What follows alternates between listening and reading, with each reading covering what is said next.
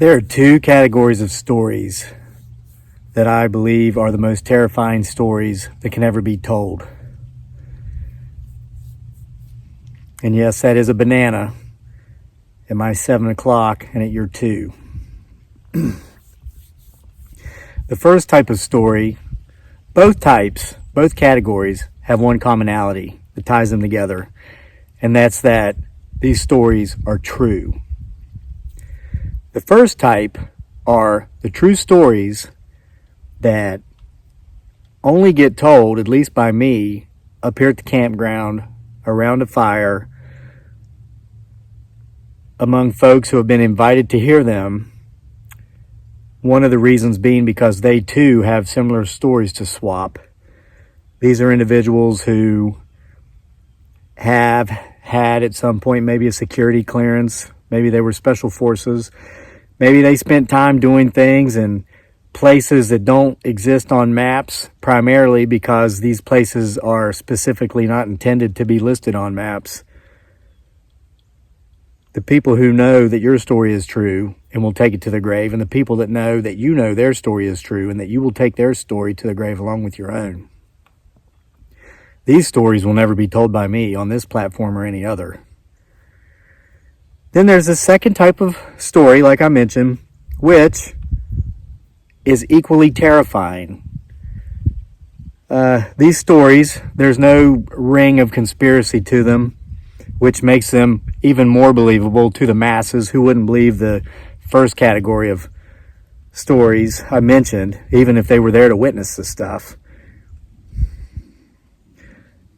These are the types of stories, true, believable, that they make movies about that give us nightmares because the events that happen in these stories are plausible, and the people in these movies and in these stories are just that, people.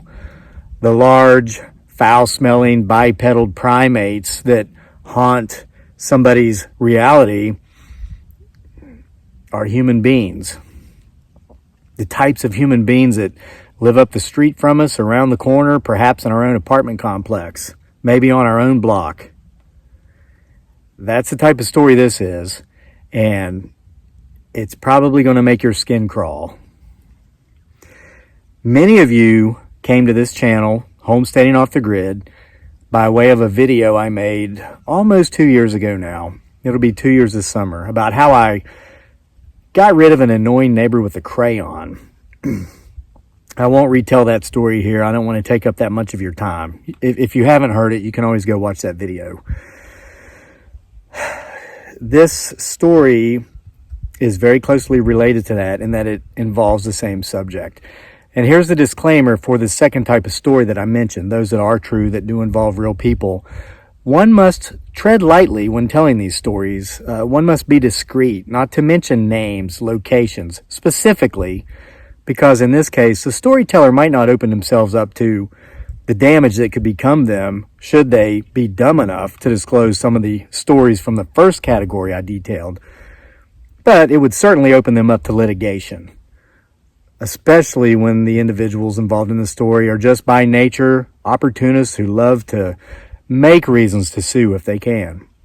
So I ask you to bear with me if at times I must hesitate while telling this story to make sure not to misremember, but to make sure to eliminate names and specific locations and specific dates. Yesterday, while I was out here on the homestead, making a video actually, so one of our gardens, I'd stopped filming, finished filming, got the camera, turned around, and I saw someone or something walking through the tree lines. My heart skipped several beats. I almost lost my breath. I immediately hit record on my camera and tried to flip it around to get whatever it was on film. And as it turned out, it was somebody that lives out here down the road a ways that I've spoken to on a couple of occasions, but I haven't spoken with in a couple of years. So I caught my breath, let my heart slow down, and I said hello, and I walked over and I greeted the gentleman. And he said, well, we haven't talked in a couple of years. I thought maybe we should speak again. And I said, well, yeah, sure. Has it been that long? And so we small talked for a bit, killed a few minutes doing that.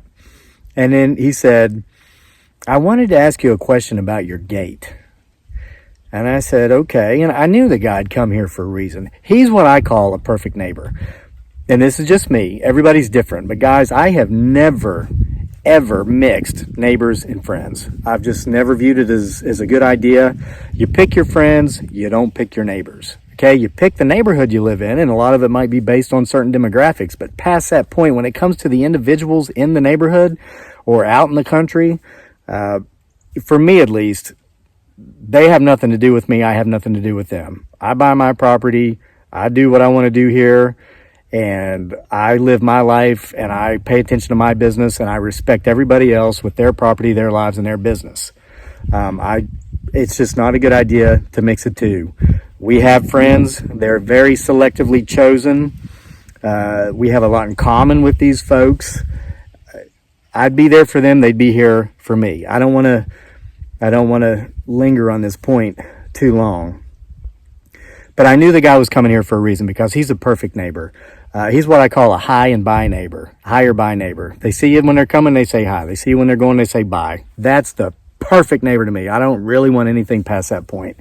And this guy fits that category. So I knew something was up just from seeing him, because he wasn't a hi or bye. It was, okay, I need to talk to you about something. So he asked me about the gate. And he says, does your gate work? Does it serve its purpose? And I said, well, it does. And I was afraid he might be confused, because that gate was put up for one person specifically. When I came out here and bought 6 acres in the middle of nowhere, I never intended to put up a gate. This is the type of place where gates aren't needed, door locks aren't needed, window locks aren't needed. I mean, people just, if it's not theirs, they don't take it. They don't go around harassing others. Typically, the people that live out here for the same reasons we have chosen to live out here, to be left the heck alone. And most of them have sense enough to know that if you do go on someone else's property or in their house uninvited, you might not make it off while still breathing.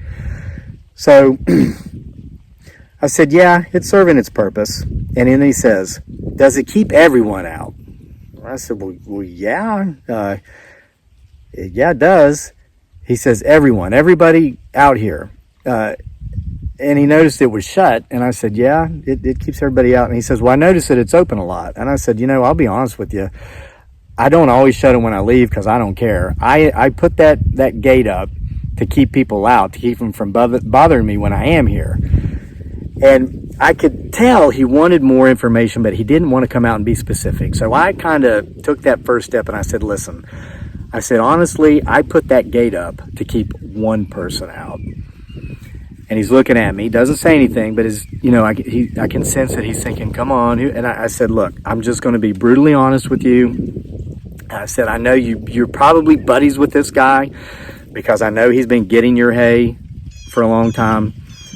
And I saw the guy kind of let his guard down, and he started to smile. And I said, look, I mean, no disrespect towards your friend. I don't like to talk out of school about anybody. But I put it up for him. And then I, in the 20-second version here, I kind of gave him the 18.5-minute long version of the video that I gave you folks here on YouTube. And about how even once we told him, hey, we don't want you taking the hay. Hey, if you want to say hi and bye as you pass, that's great. But, made it as clear as possible that we really just didn't want this guy coming around. But yet every time he saw us, he came around to harass us, to lecture us. Oh, I'm not going to get back into it. So I told this guy this. And he said, well, you were honest with me. I appreciate your honesty. I'm going to be honest with you. He said, I'm considering putting up a gate for the same reason. And I said, that guy? He said, yeah. He said, he's been getting my hay for 30 years. I've lived out here for 30 years. He said, I'm going to be honest with you. I'm scared. I'm like, what, did something happen? I said, I thought you guys were friends. And he said, I've never been friends with this guy. I've always tried to be pleasant with this guy because I didn't want any problems. And my guts always told me that this is the kind of guy that likes problems. So I've, let him get the hay, and it's kept me from having to take care of those however many acres it is. Now, this guy's up there in years. He's older. He's older than the hay guy, which is up there in years as well. And this is creepy, guys. This is really creepy. But he said, we're coming into spring. It's getting to be around the time the guy starts coming around again. And I'm thinking about putting up a gate, and I'd love to just be rid of him, but I know it's not that simple. And I said, if you don't mind me asking, and here I said it stays with me. And here I'm saying this probably in front of millions of people on YouTube. But I said, and the specifics are staying with me. I've never mentioned the other guy's name. I've never said exactly where I live. That's just not safe. And so you watching, you don't know who these guys are. But I said, I won't tell anybody around here, okay? It's not going to get back to him. Actually, I said it stays with me, but it's not. Obviously, I'm telling you. I said, did something happen? And he said, yeah. And I said, what was it? And guys, this is one of the creepiest stories you will ever hear in your life. And it creeps me out to think about it because I've had some suspicions about this guy. You know, I've been out here for several years now, and I've gotten to know who lives where, even though I don't know these people, and I haven't even met the majority of them. I know who's who. I know who's related to who. And I've seen this guy, this Hay guy. He cases up and down the road, going real slow. It's like, but it's beyond busybody. It's like sociopathic. There's been times, even since I got rid of him with the crayon, where I was out chopping wood one winter morning. It was about, 7:30 or 8 o'clock in the morning. It had to be in the 20s. It was very cold. This was last winter. I'm chopping wood, and I hear a car idling in the road, which is a couple hundred yards away from my location, but plainly in sight of me and me of it. I turned around and looked. This guy was sitting in his car in the middle of the road in park watching me split firewood. And so I turned around and acted like I hadn't seen him, made it look like maybe I was just wiping my brow. Because even though it was 26 degrees that morning, I remember it very well. That's why I split so much wood this past spring, so I wouldn't have to be out here doing that stuff this winter. He stayed there for a full 2 minutes, and the only reason he finally left when he did is because another car came. And I told my wife about it. And there were other instances like that. There was a time I was working with the chickens. There was a time I was weed eating on a particular part of my property that is visible from, his parents' property. And he saw me out there, and he walked over right across the road from me and just sat there and just stared at me. And of course, I'm going to do what I came out here to do, period. No one's running me off of my own land. And so I was down there for another 20 minutes, just completely ignoring him. And he sat there just staring at me the entire time. And then when I left, I looked back and saw that he had left too. So I mentioned it, and I could go on. And I told this to the guy that came by yesterday. And I told my wife, I don't think this is a busybody issue. I think this is a sociopath issue. I mentioned, the idea of opportunists in the original video. I mentioned about how the guy brags about having duped the state for an injury he doesn't have, so he gets a check without having to work. And I could go on and on, suckering feeble-minded elderly people into making him his POA so he can take their properties. It is just, it's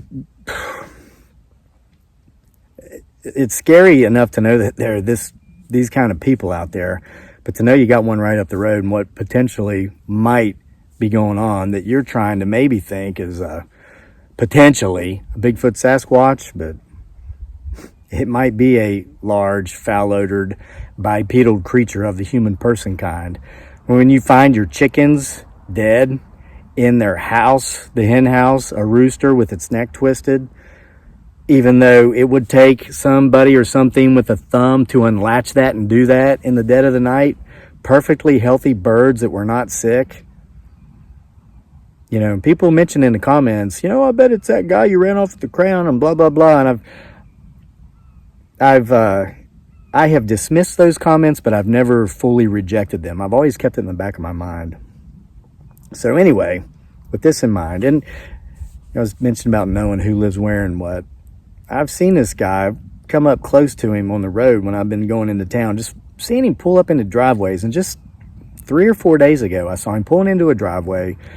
I knew the individual who lived there. And before we ran this guy off with the crayon, he used to just go on and on about how much he hated this person. And I just had this idea come to my head. And I told Dearly about it on the way home. I said, I wouldn't put it past that guy going around to people's houses and actually going into their houses and through their stuff when they're not home. And, she's seen enough out here now to know that's a possibility. But guys, what I'm getting ready to tell you, by way of the gentleman that came up here to see me, it's worse than that. It's far worse than that. I hope the only thing I have going on around here, potentially, well, I'm not going to get into that today, not during this video.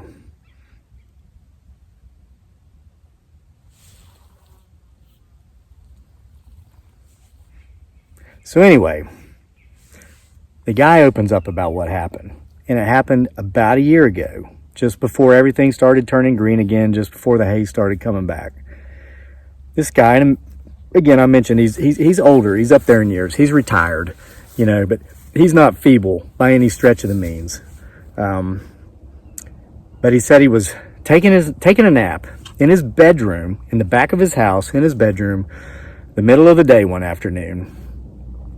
He woke up, and this guy, who may potentially be a sociopath, okay, was standing in his bedroom, glaring down at him while he was laying in bed sleeping.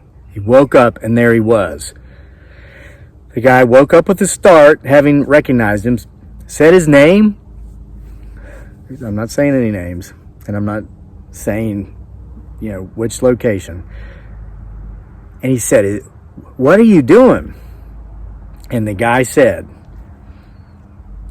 "I knocked on the door and you didn't answer, but I saw your car outside, so I knew you were home. I figured you was hiding from me."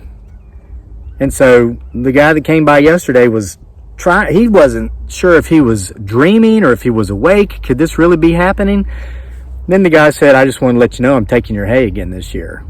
Turn around, left the bedroom, left the house. Guy heard the door shut,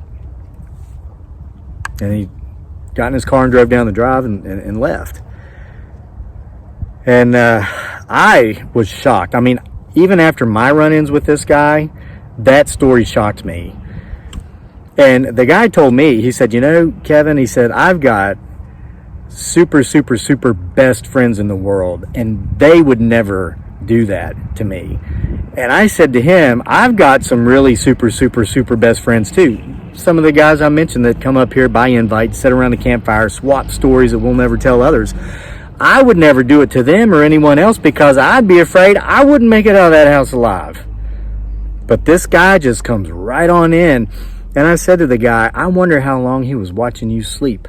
And he says, that's what scares me. He says, and I don't know how long he was in the house. I was asleep for about an hour. I don't know where he was, what he did. And most frighteningly, I don't know how long he was watching me sleep. So I said, look, it's my advice, put up a gate. And here's why. The guy, and listen, I say this with all respect towards anyone who's ever struggled with weight problems or eating issues because I know they're real, okay? I've struggled with my own issues in the past, and they're lifelong struggles, okay? And a lot of people who don't struggle with addiction or health issues or weight problems or eating disorders don't really get it. But if you've ever suffered from any of these things, you do, and I get it. So I say this with respect. Just in describing this individual, he's very big, and it's not muscle. He's obese. He's not healthy. He's just simply not physically healthy. So I told the guy, I figured if I put up a gate and I just kept it shut, that would keep the guy out because, he's not going to get out of his car, walk up to that gate, open it, get back in his car, and drive up, and then have to close it again when he leaves. That's common country courtesy, which this guy obviously doesn't have anyway. And I said, and he's certainly not going to park the car and walk around the gate and walk, 100 yards to my place or 300 yards to this other guy's place. He's just not going to do it. If he can't get from his car to wherever he's going in 10 steps approximately, he's just not going to do it. And again, I am not disrespecting people who have issues with weight or health. I'm just trying to be very descriptive in describing this individual. So this guy told me, he said, I've lived out here for 30 years, and in the past year, I've been locking doors I've never locked. I've been closing and latching windows I've never closed and latched. And so at any rate, he told me not to be surprised if I don't see a gate going in at the bottom of his driveway. And I hope it works out for him. But guys, this is kind of like, this is not the typical traditional types of stories that I tell, because I don't really get into this type of thing. I mean, this is like, this isn't borderline. I mean, this is gossip, and that's just not my thing. If people start doing it, I walk away. I politely excuse myself. I'll come up with a reason to leave, because I just think it's trashy. I honestly think gossip is trashy, and I just don't want any part of it. But this story was scary. This was terrifying. I could take my camera and go out here in these woods, and we've seen some really creepy things out here in these woods. I don't think I could come up with a story any creepier than this one. And I know that our little neck of the woods out here is not the Lone Ranger in regard to this. I know there are people out there like that out there probably just about everywhere. So if your gut's telling you something about somebody, or you see something suspicious, make sure that you're just be aware. So that's all I had for you. I just wanted to, that's one of those stories when you hear, you feel like you got to just get it out. And fortunately, it's one of those stories that you can. And I feel like I've just done that. So thank you for being here to listen to it if you've stayed the whole time. Make sure to check back for more next time. You never know what you're going to get here at Homesteading Off the Grid.